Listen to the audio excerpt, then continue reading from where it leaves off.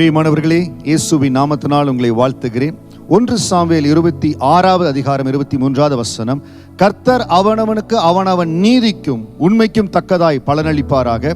இன்று கர்த்தர் உம்மை என் கையில் ஒப்புக் கொடுத்திருந்தும் கர்த்தர் அபிஷேகம் பண்ணினவர் மேல் என் கையை நீட்ட மனதில்லாதிருந்தேன். சவுல் தாவீதை எங்கு போனாலும் துரத்தி அவனுடைய ஜீவனை எடுக்கும்படியாய் மிகுந்த கடினமான நாட்களுக்குள் நடத்தினான். ஒரு நேரம் வருகிறது, தாவீதினுடைய கரத்தில் சவுலை ஆண்டு ஒப்புக் கொடுக்கிறார். சவுலுக்கும் அவனுடைய படைக்கும் நித்திரையை கொடுக்கிறார், கன நித்திரையை கொடுக்கிறார். கூட வருகிற அபிஷாய் கேட்கிறார், அந்த ஈட்டி எடுத்து ஒரே குத்தா குத்திரவா? தாவீது சொல்லுகிறார், இல்ல, கர்த்தர் அபிஷேகம் மேல கை போடக்கூடாது. அதற்கு பிறகு தாவீது கொஞ்சம் மலையில போய் நின்று அந்த இடத்துல அப்னரையும் சவுலையும் அழைத்து பேசுகிற வார்த்தை தான் இது. அப்பொழுது சவுல் சொல்லுகிறார், கர்த்தர் அவனவனுக்கு அவனவன் நீதிக்கும் உண்மைக்கும் தக்கதாய் பலனளிப்பாராக. இதே வார்த்தையை தான் தாவீது சங்கீதம் 7 அதிகாரம் 8 வசனத்தில் சொல்லுகிறார், கர்த்தர் ஜனங்களுக்கு நியாயம் செய்வார். கர்த்தாவே, நீதியின்படியும் உண்மையின்படியும் எனக்கு நியாயம் செய்யுங்க. அதே வார்த்தையை தான் இந்த இடத்துல சொல்லுகிறார், அவனவன் நீதிக்கும் உண்மைக்கும் தக்கதாய் பலனளிப்பாராக. எவ்வளவு கஷ்டப்படுத்தினாலும் எவ்வளவு துன்பப்படுத்தினாலும் தேவனுடைய அபிஷேகம் பண்ணினவர்கள் மேல உங்கள் கைகளை எடுக்காமல் இருங்க. தேவனுடைய கரத்தில் ஒப்பு கொடுத்திருங்க. உங்களை கஷ்டப்படுத்தி இருக்கலாம், நன்மை செய்து நீங்க தீமை அனுபவித்து இருக்கலாம், தேவ கரத்தில் ஒப்பு கொடுத்திருங்க. உங்களுடைய நீதிக்கும் உங்க உண்மைக்கும் தக்கதாய் தேவன் பதிலளிப்பார். இந்த இடத்திலிருந்து சொல்லி தாவீது கடந்து போய்விட்டார்.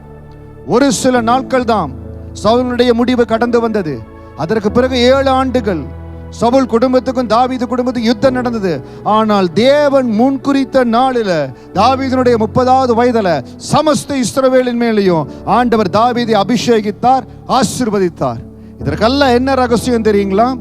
நீதிக்கும் உண்மைக்கும் தேவன் கனப்படுத்துகிறார். நம்முடைய நீதி, நம்முடைய உண்மை பரலோகத்தில் நமக்கு சாட்சி கொடுக்கும்.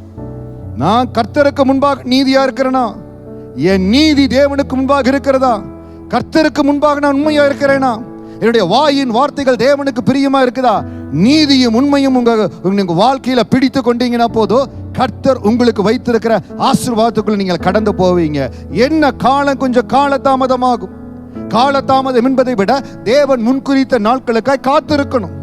தேவன் முன்குறித்த நாட்களுக்காய் காத்திருக்கிற பொழுது அதன் காலத்துல தேவன் செய்வார். அதைத்தான் தாவீது சொல்லுகிறார், கர்த்தர் அவனுக்கு அவனவன் நீதிக்கும் உண்மைக்கும் தக்கதாய் பலனளிப்பாராக. சவுல் ராஜாவே, இன்றைக்கு நீங்க ராஜாங்கத்தில் இருக்க, ராணுவம் கூட இருக்குது, நான் தனியா இருக்கிறேன். என்னோடு இருக்கிறவங்க கொஞ்சம் தான், உங்களோடு இருக்கிறவங்க அதிகமா இருக்கலாம். ஆனால் கர்த்தர் அவனவனுக்கு அவனவன் நீதிக்கும் உண்மைக்கும் தக்கதாய் பலனளிப்பாராக. அந்த தைரியம் தாவீதுக்கு எங்கிருந்து வந்ததுன்னா, ஏன் நீதிய உண்மை கர்த்தருக்கு முன்பாக இருக்கிறது. இன்றைக்கு தைரியமா சொல்லுங்க, கூட்டத்தை பார்த்து எத்தனை பேர் கூட இருக்கிறாங்க முக்கியம் இல்ல, என் நீதிக்கும் என் உண்மையும் தேவனுக்கு முன்பாக எவ்வளவா இருக்கிறது. தேவனுக்கு முன்பாக நான் நீதியா இருக்கிறேனா?